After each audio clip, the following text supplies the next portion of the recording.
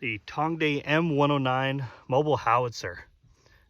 This is my first Tongde tank, although some suggest that Cool Bank is some kind of spin-off of Tongde or related in some fashion.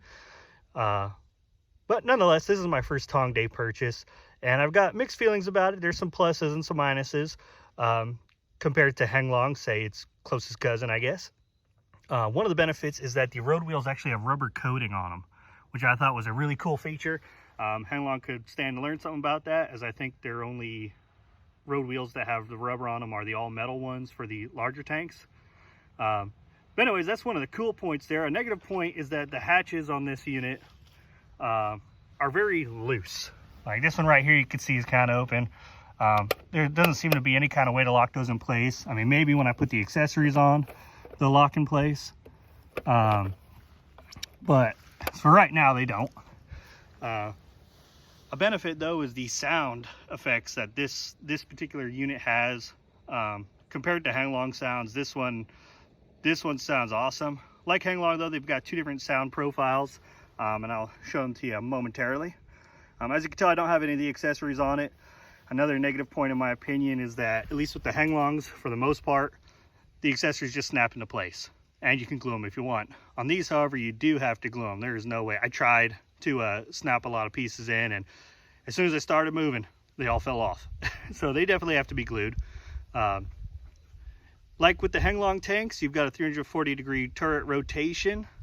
You have a smoker unit, which I believe is this little doohickey right here.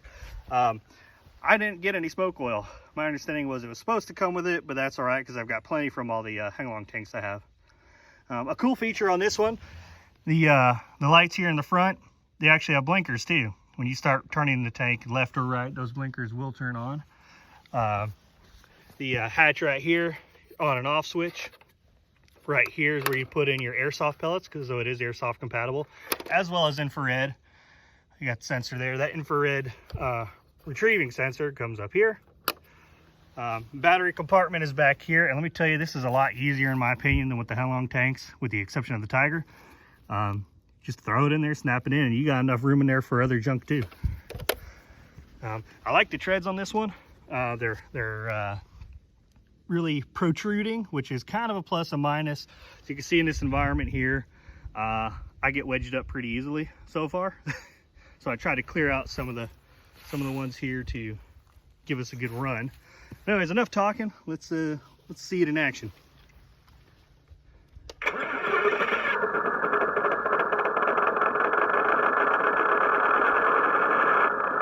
So this is the first sound profile. It's all right. I like the second sound profile better, but just for demonstration purposes.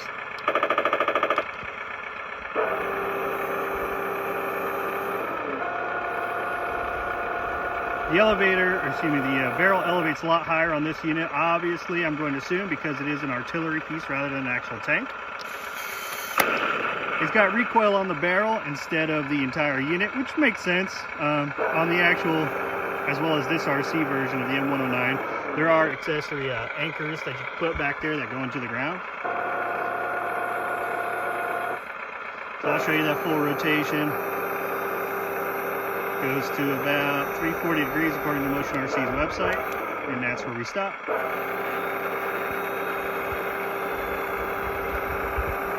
Like with the Henglong tanks, you can control the volume from the controller itself, which is a benefit over, in my opinion, Toro, where you actually have to go onto the unit with a screwdriver.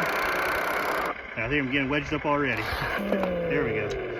It does have proportional controls, so light pulling on that stick will slow down our movement versus full jam.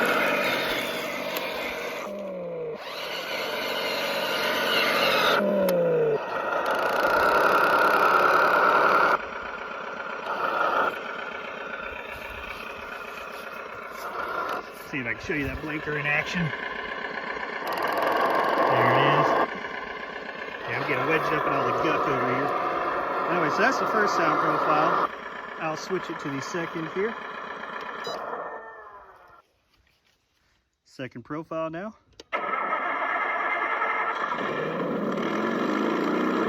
To me, that sounds so much better.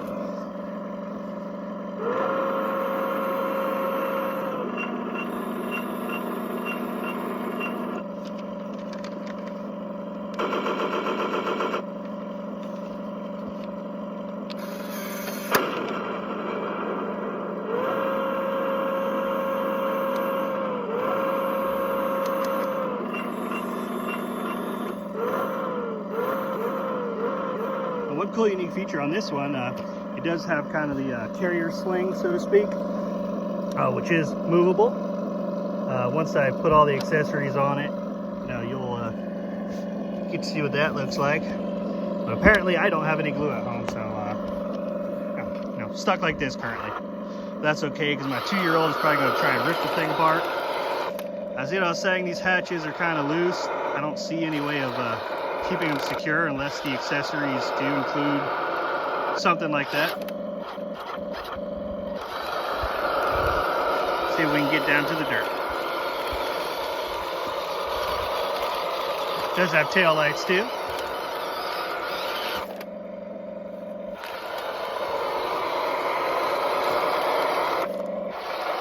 Get out of there, you leaf. There we go.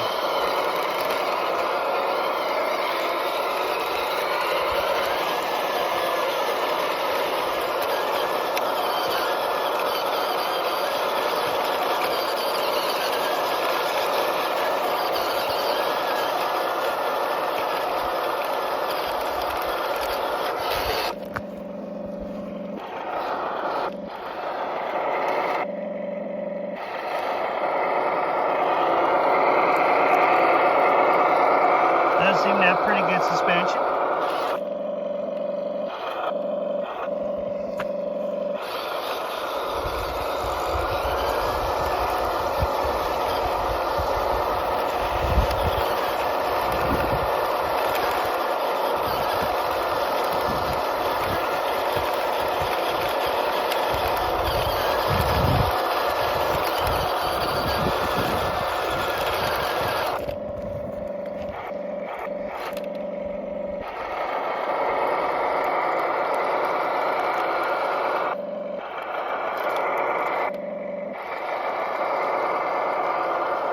Oh, nice silhouette there.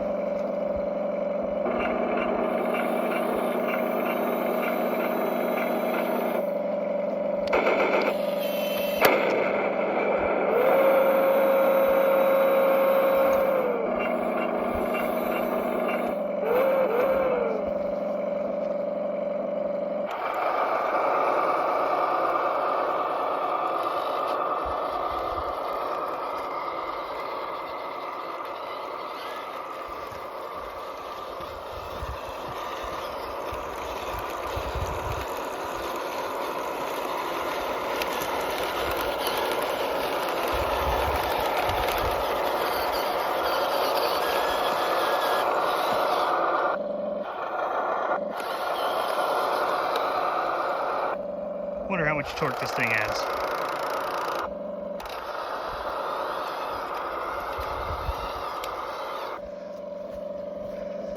Wonder how high we can get. Wouldn't be surprised if we got a little high because of the way those treads are laid out. And now we're asking too much, but let's see. Dang. Well, I didn't expect much more than that, so.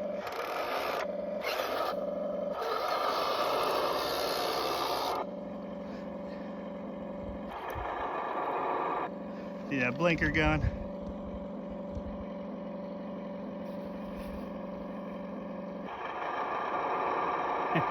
That's pretty cool.